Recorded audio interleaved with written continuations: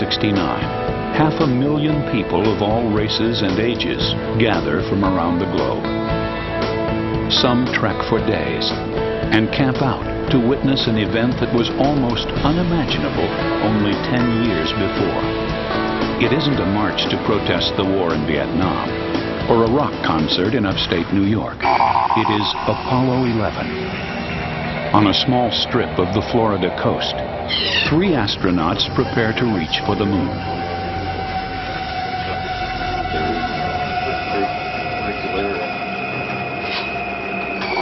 They are only minutes from attempting the greatest venture in human history.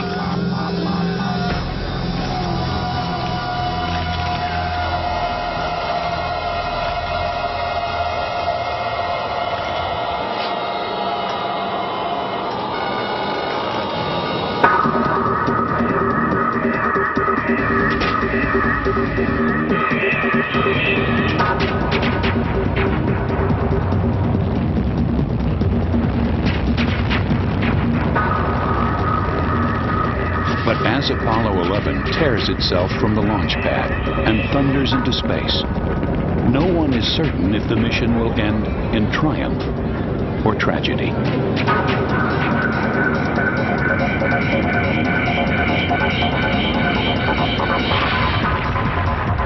Every step of the voyage is fraught with danger. But most harrowing is the stage never before attempted, landing on the moon. So risky is this venture, President Nixon has a eulogy prepared in case the lunar lander crashes or is stranded. Altitude 42. Houston, you're go for landing, over. As Armstrong and Aldrin approach the moon's surface, they realize the flight computer is steering them toward a boulder field. Armstrong seizes control, guiding the lander to a new spot more than 1,000 feet away. Picking up some dust. 30 feet, 2.5 down. Straight shadow. To the right a little. Now and a half. 30 seconds. Forward. Contact light. Okay, engine stop. We copy it down, Eagle. Only seconds of fuel remain in the lander's tank. Tranquility Base here. The Eagle has landed. In the history of humanity, a few rare moments are so transcendent as to unite us all. Okay, Neil, we can see you coming down the ladder now. On July 20th, 1969, 600 million people, a sixth of the planet's population, watched transfixed as the first human being steps onto an alien world. That's one small step for man, one giant leap for mankind.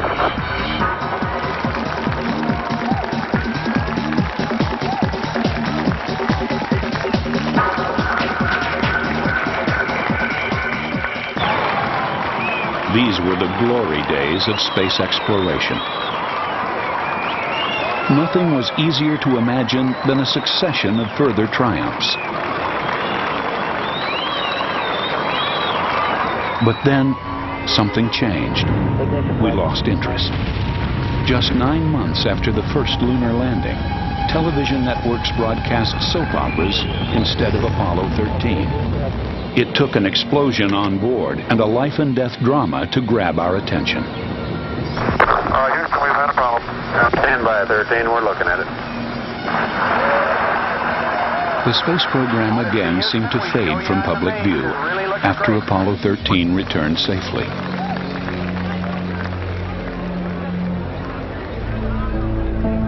In 1986, NASA tried to rekindle America's passion for space by demonstrating that it was open to anyone. They flew Krista McAuliffe, high school teacher and mother of 2, aboard the Shuttle Challenger. Space shuttle mission, and it has cleared the tower.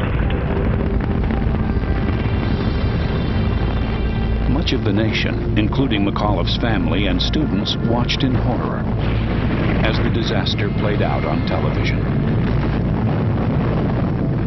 Flight final. Go ahead. RSO reports vehicle exploded. Yes, sir, it's the LSO. Okay, are there any forces headed out that way? Yes, sir. DoD LSO reports that all soft forces have been scrambled and they are on their way.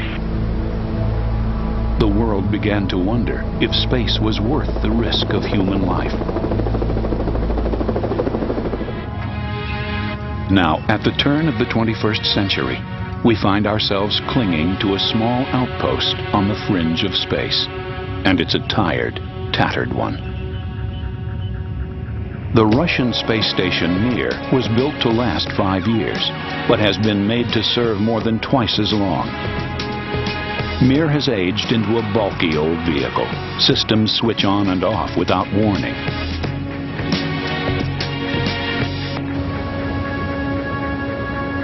As American astronauts would discover, Mir was not only quirky, it had become downright dangerous.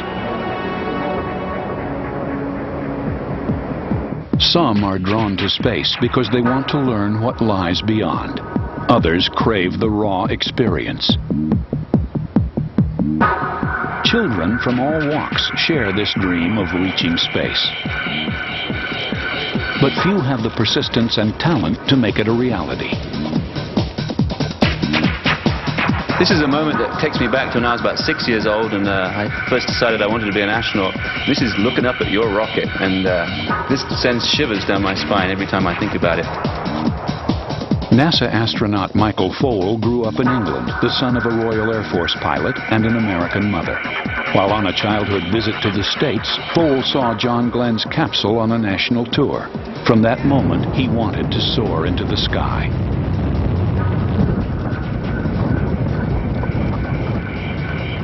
Foale was accepted into the astronaut class of 1987. He stood out even among this elite corps.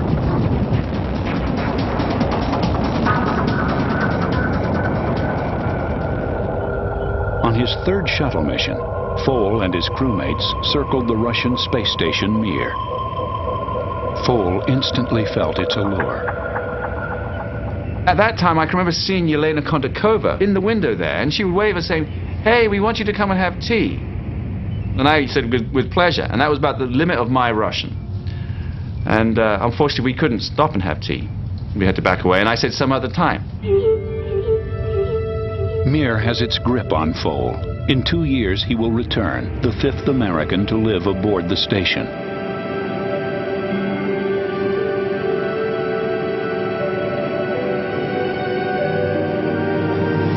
In his more than 4 months on board, Michael Foale will learn that Mir is a place where dreams collide with reality. He will experience the terror of space, as well as the wonder. The great attraction of space is that that is sort of the incubator of everything. And the mysteries of existence, the origins of the universe, the presence of, call it a God, resides out there. And I think one of the motives for going into space or studying space is trying to understand our place in the cosmos. One astronomer's obsession with our place in the heavens drives him to the remote hills of Puerto Rico. Twice a year, Seth Shostak travels to an enormous radio telescope to listen for signs of extraterrestrial life. Sharp cuts in funding and years of hearing only false alarms have done nothing to deter Shostak. For him, the search itself is irresistible. You know, it's like that carrot in front of you, because that carrot seems to be getting bigger. Every year we do this, the equipment's a little better, we can check out a few more star systems, and, you know, I wouldn't do it if I didn't think there was some reasonable hope that within my lifetime we're going to pick up that signal that tells us what we want to know. Are we alone? Who or what is out there? Are they like us?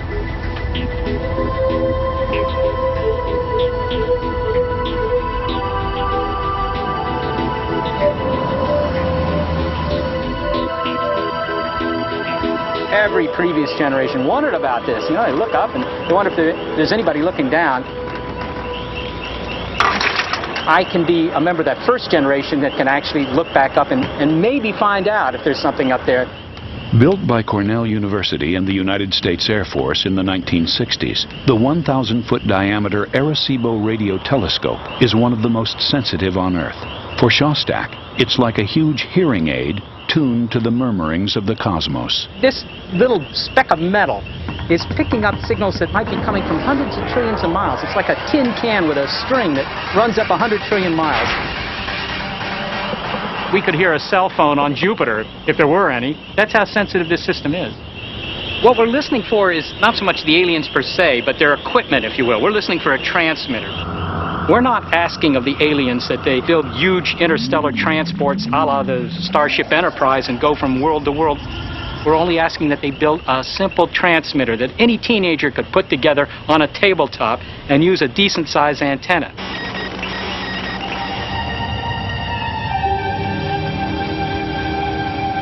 Two years after seeing Mir for the first time, Foal joins its Russian crew for a 4.5-month mission. He is replacing American Jerry Lininger, who appears eager to leave. Hey, Mike, welcome to your new home.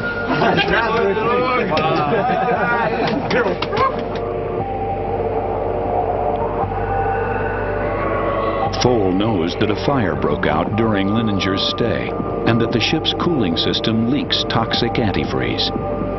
The hatch closed. I thought, well, here I am on Mir. And at that very moment, Vasily turned towards me and said, in Russian, because they didn't speak English at all, "Well, Mike, now we're going to beat you." And so began my time on Mir. A joke by Commander Vasily Tsibliev, meant to both welcome and caution Foal. The Russians understand Mir's problems, and they want to know if this rookie can handle the challenge.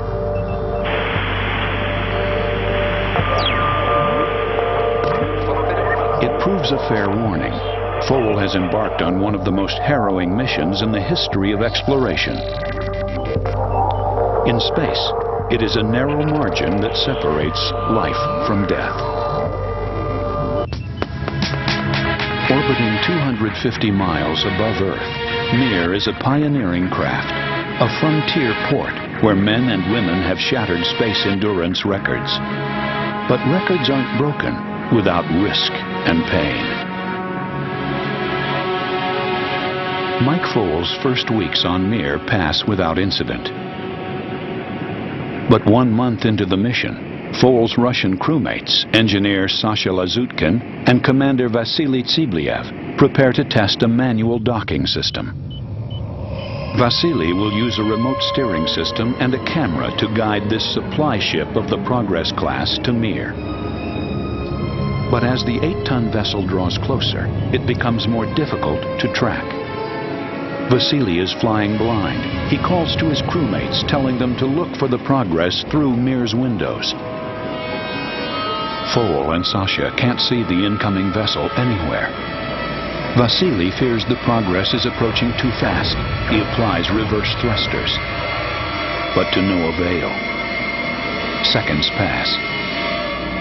Then suddenly, the Progress looms into view. It's out of control and headed right at them. Sasha orders Foal to the Soyuz, Mir's lifeboat. So I flew through the air from the back of the base block to the Soyuz. I felt this big thump. Air starts to rush out of Mir. I then felt the pressure falling in my ears fast. I thought, this is a pretty serious leak. The adrenaline was very, very strong because I was expecting a major breach of the station. I mean, where the air would just rush out, like, you get sucked out of it, basically. My immediate thought was, we are leaving the station. We have all got to get into the Soyuz, and that's it. Mir's pressure alarm blares. If they can't seal the breach in 30 minutes, Foal and his crewmates will have to evacuate.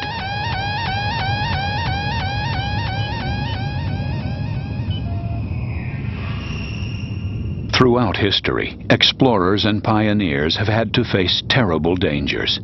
Vasco da Gama, Columbus, and Magellan put their lives at risk to blaze trails into the unknown.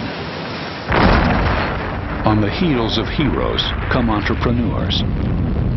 Companies are now chasing profits as satellite communication is woven into the fabric of everyday life. Getting these satellites into orbit is a competitive and risky enterprise. In the race for money, the space business is spreading to unlikely places around the globe. When it comes to launches, French Guiana is hot, hot, hot.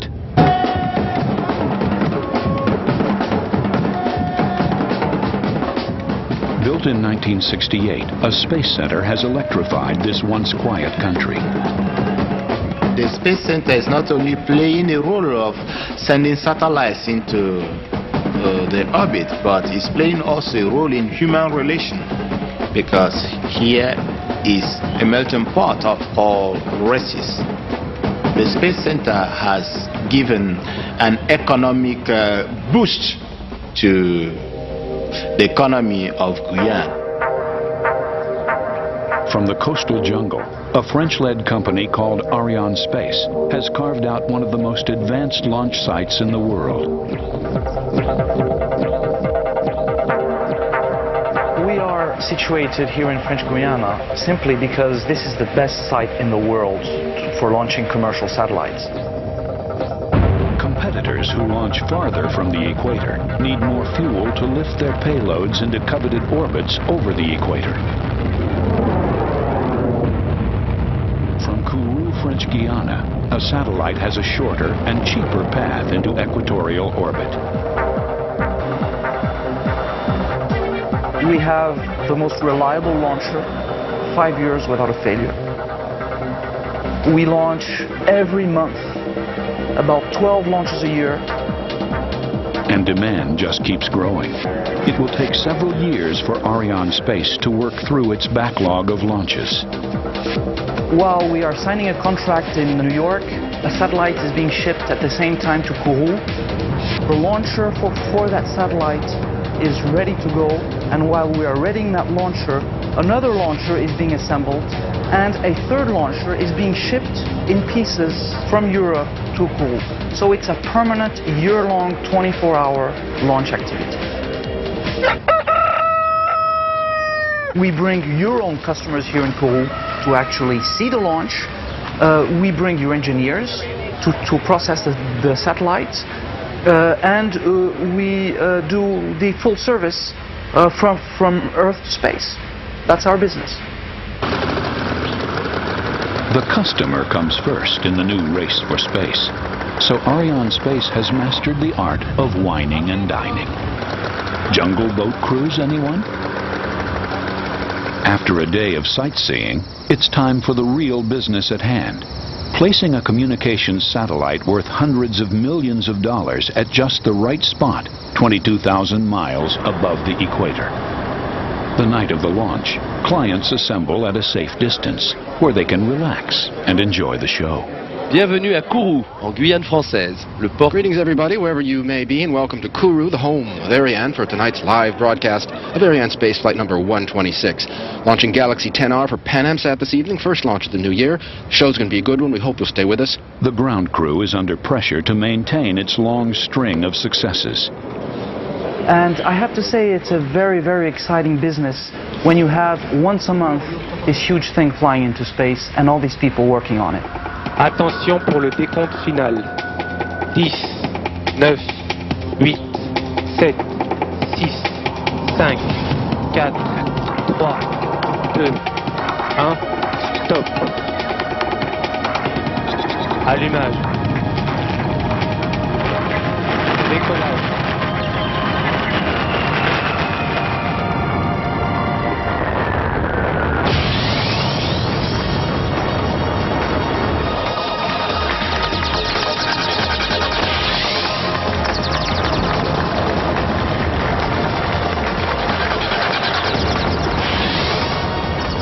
Another successful launch. And so the party begins in earnest.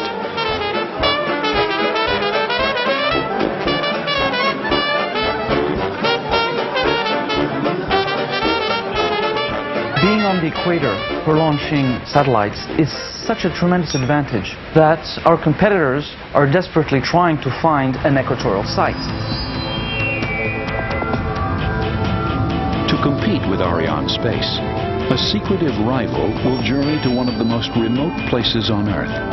using extraordinary gear that belongs in a James Bond movie, they will create their own equatorial launch site in the middle of the Pacific Ocean.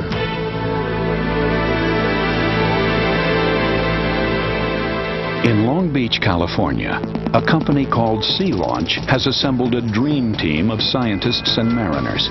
Their mission? To launch satellites from a platform at sea. Mission Director Steve Thielen marvels at the talent Sea Launch has assembled. I mean, whoever thought I'd been out here launching Western-style spacecraft on a Russian rocket and a Norwegian platform out in the middle of the Pacific. I mean, this is really cool. Sea Launch uses a rocket originally designed to fire nuclear warheads at the United States. Today, it carries a payload more in tune with the times, a telecommunications satellite. Sea Launch will journey across the Pacific Ocean to a spot on the equator, 1,400 miles south of Hawaii. 2 vessels will make the expedition. One is an oil platform converted into a self-propelled launch pad. The other, a specially built command ship that will carry 200 Russian, Ukrainian, and American engineers and scientists on the 3-week trip. Relations are good on this international team. The Russians are just such professionals. It's just an honor to be working with them. Some of the best rocket scientists in the world, basically. It's neat to see the past come forward to the future of space. The state-of-the-art Mission Command Center is actually 2 control rooms in one. Russian-speaking specialists will work on one side, English-speaking Americans on the other. Coordination must be seamless for the launch to succeed. A similar collaboration was put to a sharper test on board Mir. With air pressure dropping because of a collision, the 2 Russians and 1 American have only minutes to close off a punctured module or abandoned ship.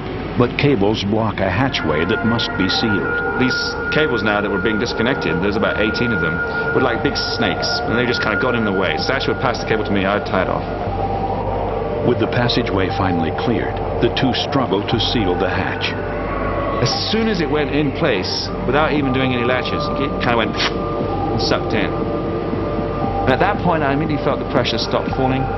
They've closed off the leaking module, but Mir is now crippled as they approach the dark side of Earth. Now, the station, which was tumbling, hadn't been able to orient its solar rays to the sun, and we had basically used up all of the battery power that was left. And so all the lights started to go off, fans went off that moved the air around, and we lost communications with the ground. Fole and his crewmates face a desperate situation. Without power, they have no heaters, no computers, no oxygen generators. For the first time, Mir becomes deathly quiet. Really ironically, it was some of the most beautiful and memorable experience I ever had on the Mir, because we were passing over the southern tip of Tierra del Fuego towards Antarctica. And there were extraordinary curtains of green and red shimmering across the curve of the Earth. And we kind of would just float there in front of the window, mostly saying nothing.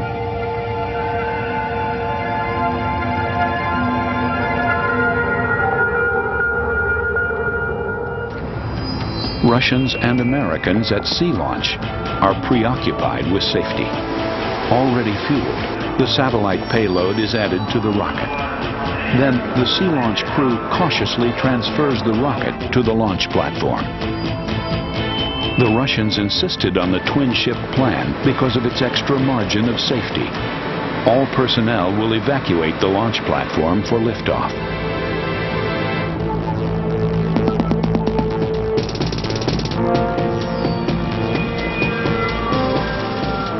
The rocket is safely cradled in the launch platform hangar. Sea Launch is now ready for the 3,000-mile journey to the equator. In the age-old seafaring tradition, sea launch's voyage to the equator begins with a farewell party on the dock. Who's your rocket scientist? Friends and loved ones come to see the sea launch crew off. Steve Thielen will be away from his family for almost a month. The two sea launch vessels set out for the equator.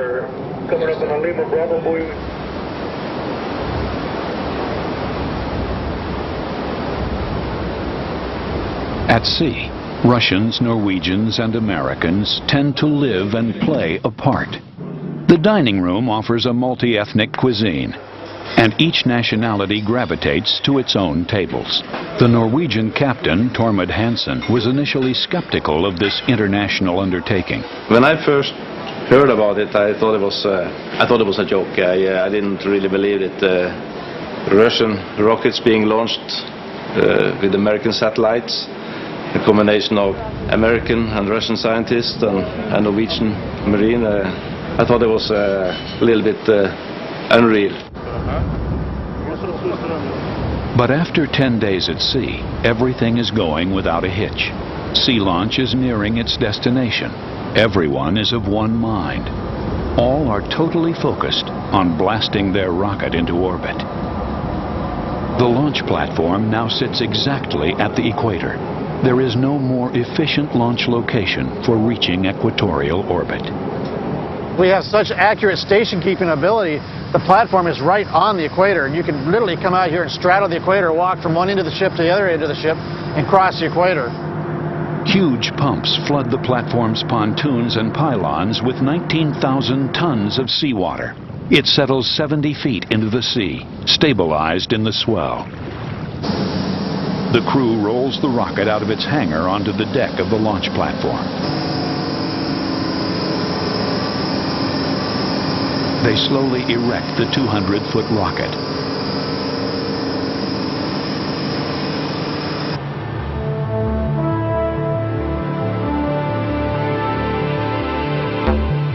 A bridge connects the two ships. The crew from the launch platform can now evacuate in preparation for the nighttime blastoff. The command ship sails 3 miles away in case the rocket explodes on the pad. As liftoff time nears, a rare spectacle at sea unfolds. The captain of the launch platform leaves his ship.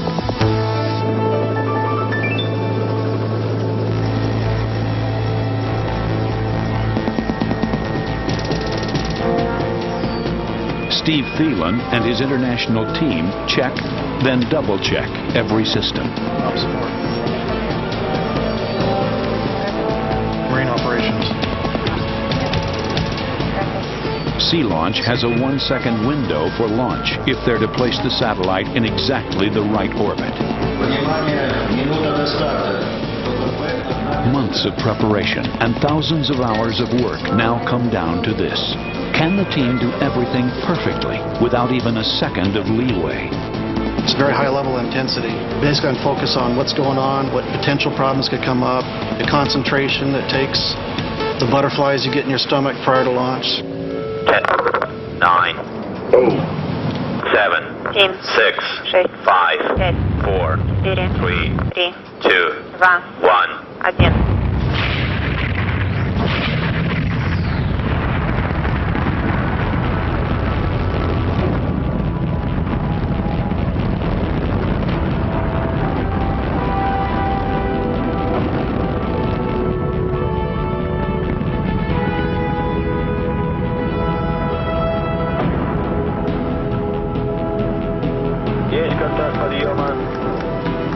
We have a liftoff.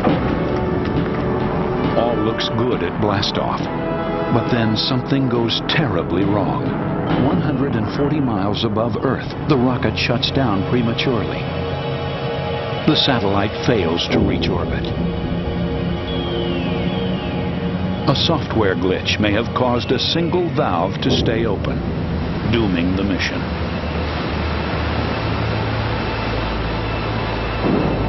It's a costly setback. but Sea Launch is already planning its next launch.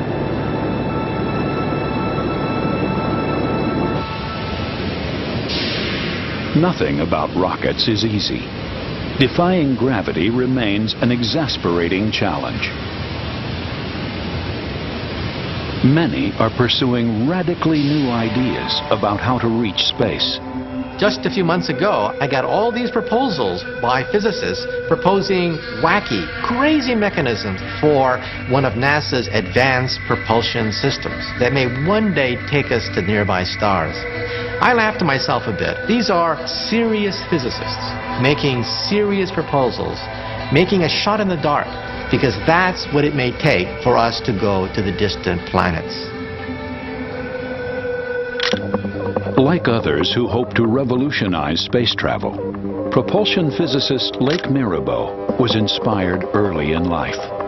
Sputnik and also Echo flew about the same year. My grandmother got me up out of bed in the middle of the night and brought me outside and actually showed me one of these first satellites flying overhead. It was just astounding. It was an amazing experience. With NASA backing, Mirabeau has traveled to Wright-Patterson Air Force Base. Here, he will test whether a laser beam can be used to push specially made fabrics through space. Science fiction writers have been writing about laser sails, huge, ultra-thin sails like spider webs covered with reflective surfaces, kilometers in diameter. We're actually testing 5 new laser sail materials. Now, the sails aren't very big. They're only about a couple inches across, 2 inches across. But what we're doing is we're flooding that with 10 to 100,000 watts of laser energy. This is a ferocious environment. Well, frankly, we don't know how well these will survive. And until you actually do tests like this, you don't know where you stand. And that's what these tests are about. So it's incredibly exciting. Yeah, this is brand new. The weight of these sail materials has to be nothing. And you're talking about butterfly wings. Will it burn up? You know, will it just turn into ashes and fall to the bottom of the vacuum tank? We don't know. But we are simulating a space environment that's evacuated to an incredibly low pressure that simulates space. If these delicate prototypes can withstand the burst of light, Mirabeau's dream of a starship carried by a large laser sail will be one step closer to reality. Run number 1, pendulum number 1. Great arm.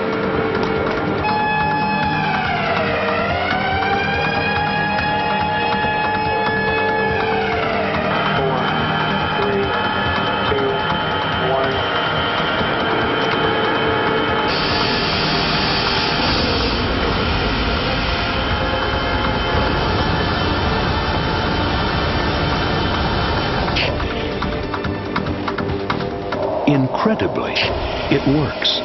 The force of light alone has pushed the miniature sail without incinerating it. This is good.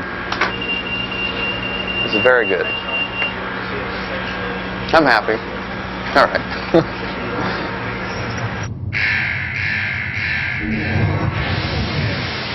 A real laser sailcraft would require a colossal building project. Much of the work might take place on a future lunar colony. Thousands of solar-powered lasers would have to be built. Each laser would be rolled out to a runway, where it would be packaged for the quick trip to Earth orbit.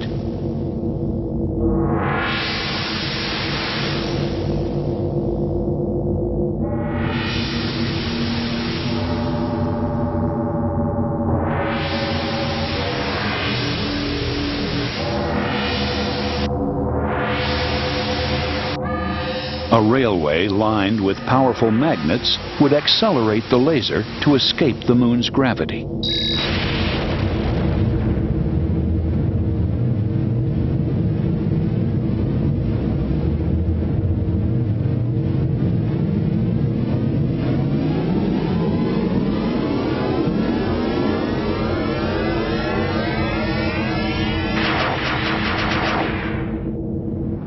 The laser slows as it approaches a gargantuan array of lasers under construction.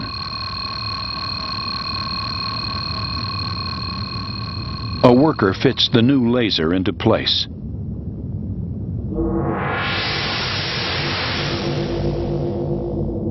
Nearby, in Earth orbit, a laser sail unfurls.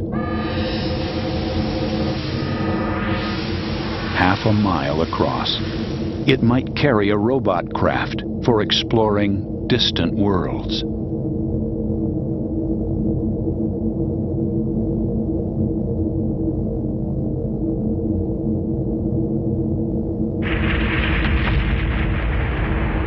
When the laser array is complete, 100 billion watts of light will strike the sail.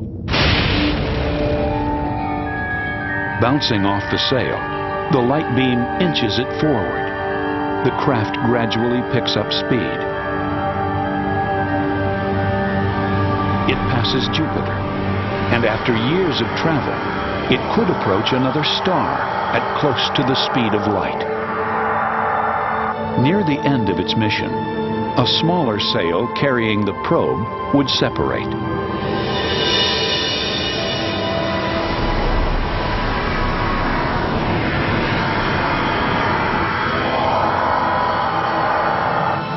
The small sail slows, perhaps to enter orbit around a planet, to search for alien life.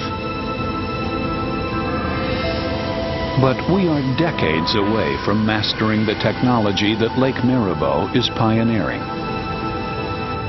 Today, it's still an overwhelming task to maintain and power a craft like Mir.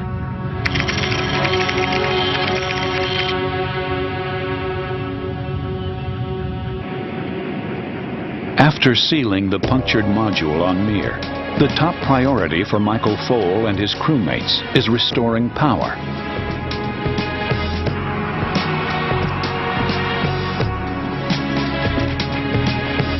Vasily fires thrusters to stabilize Mir. He points the station's solar panels toward the sun in order to recharge its batteries. But time and again, computer crashes cause Mir to tumble. Nothing is easy in space.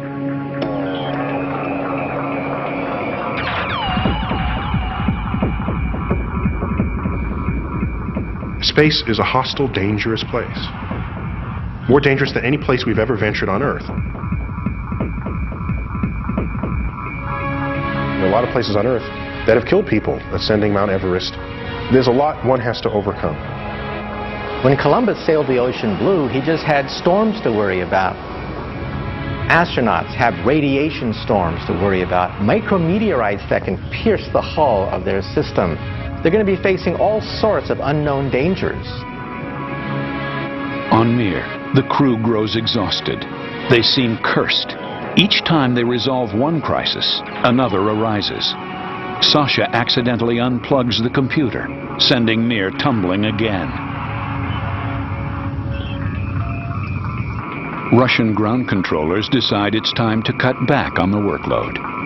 We kind of did really relax. We actually watched 1 or 2 movies. We watched Apollo 13 in the airlock together, which I translated for them. But as his tour on Mir draws to an end, Foale still isn't free from worry.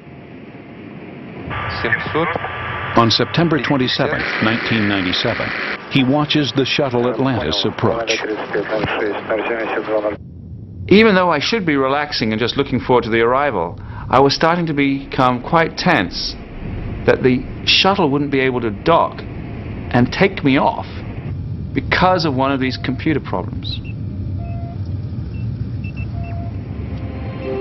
I saw this beautiful sight rising up from the blue of the Earth towards us, so slowly compared to our progress, so controlled compared to our progress, with hardly any immediate motion noted for about 10 seconds between each change that they made in their flight profile.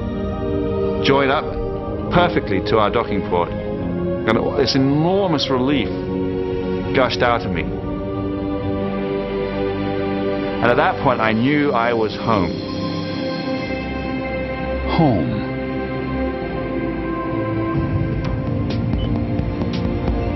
As he pulls away from Mir, Foale takes what may be a last glimpse of his second home.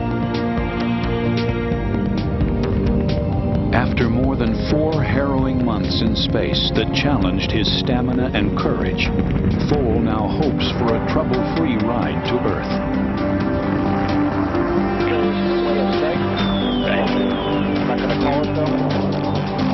And I have two white ones and two red ones left.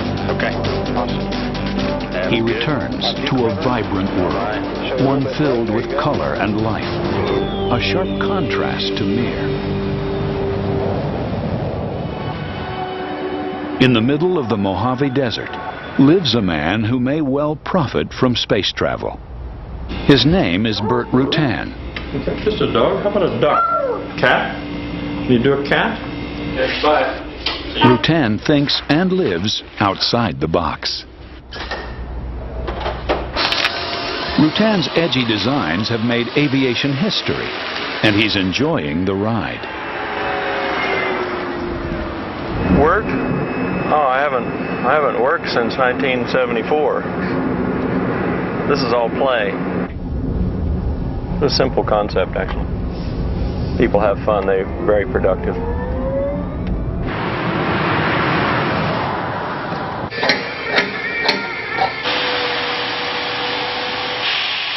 Rutan runs Scaled Composites, a company that designs and builds cutting-edge aircraft. One of Rutan's latest projects embodies his philosophy. First, throw out the rule book. The result is his plane Proteus. This spindly craft can carry a 1-ton payload to the stratosphere, 11 miles into the air.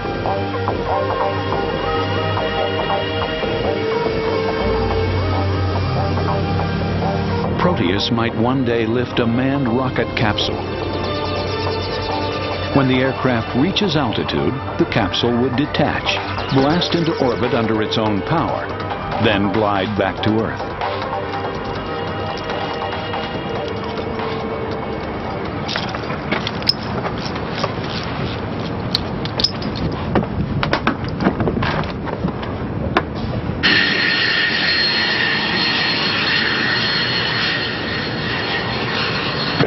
Coming up. Back in, 1 mile straight in, whip gear, 22, full stop.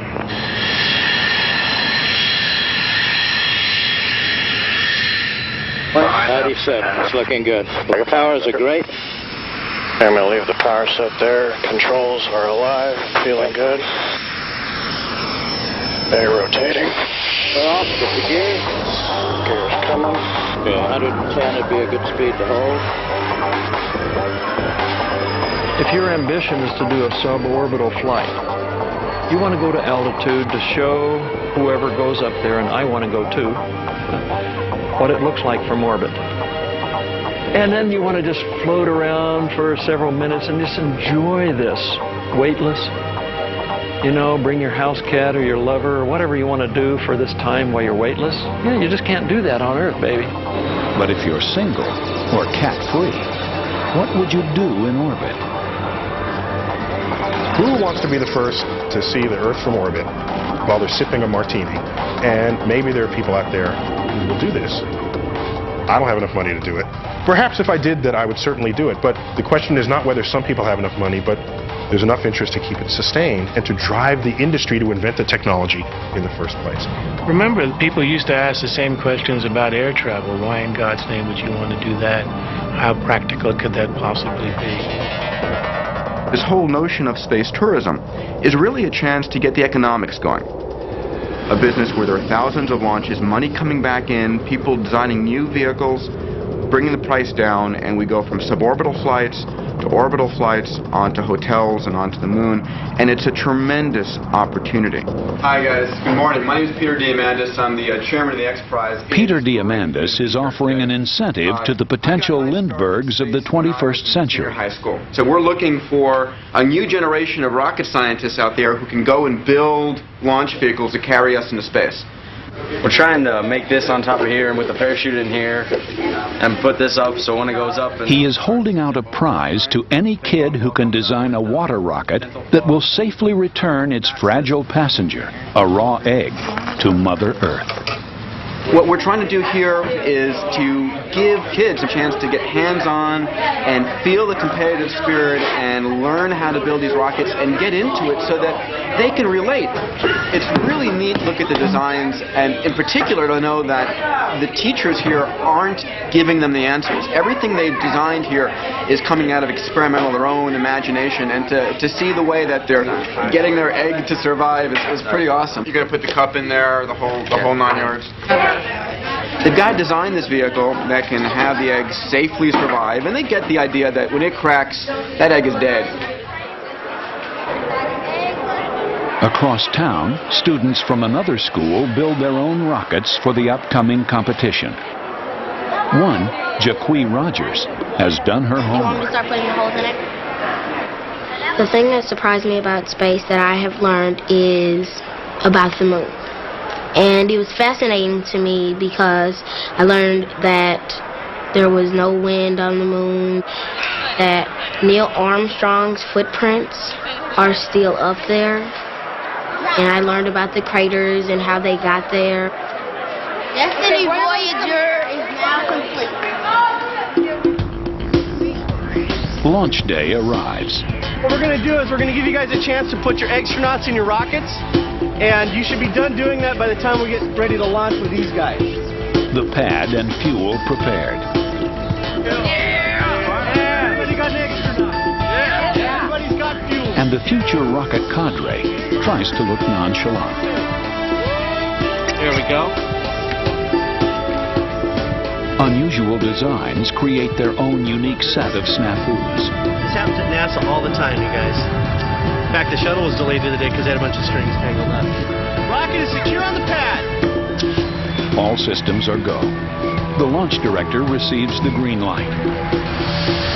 10, 9, 8, 7, 6, 5, 4, 3, 2, 1.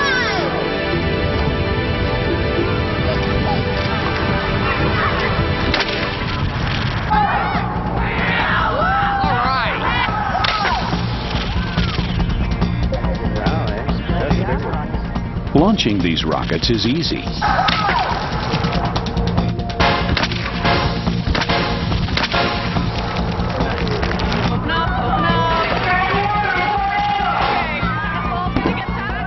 It's the landing that's hard. Sorry, guys.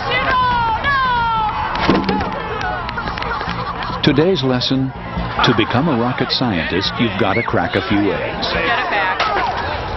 Excellent. Parachute's open. Any one of these students could grow up to design rockets or spacecraft. Some may get the chance to leave Earth, or even to walk on another world.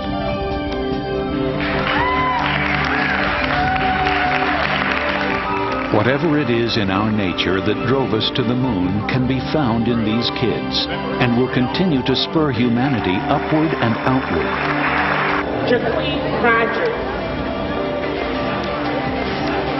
If I could go up into space, I would want to gaze up on the sun. I would like to look down on the Earth and Mars. And I would like to find new things that have never been found. I want to see the moon, of course.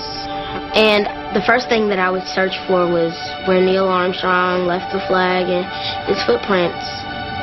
And that's the main thing that I'd be searching for.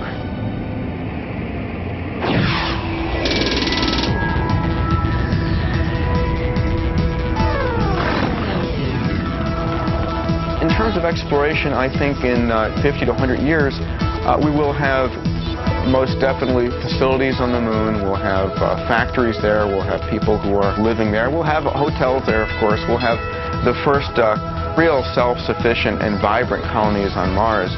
But what makes me excited are going to be actual independent societies off-planet, in free space, colonies.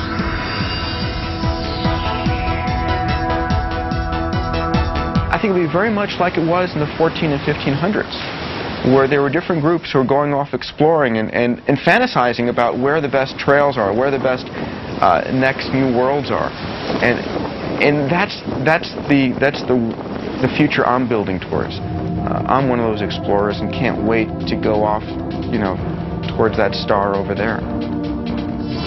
To travel to distant stars and establish colonies seems fantastic today, but we're not even close to reaching the limit of what's possible. Oh, in my day, to think of going up and breaking the sound barrier, well, that was out of the question, period. No, we'd never break the sound barrier. So you see how things can change. And then, would anybody ever go to the moon?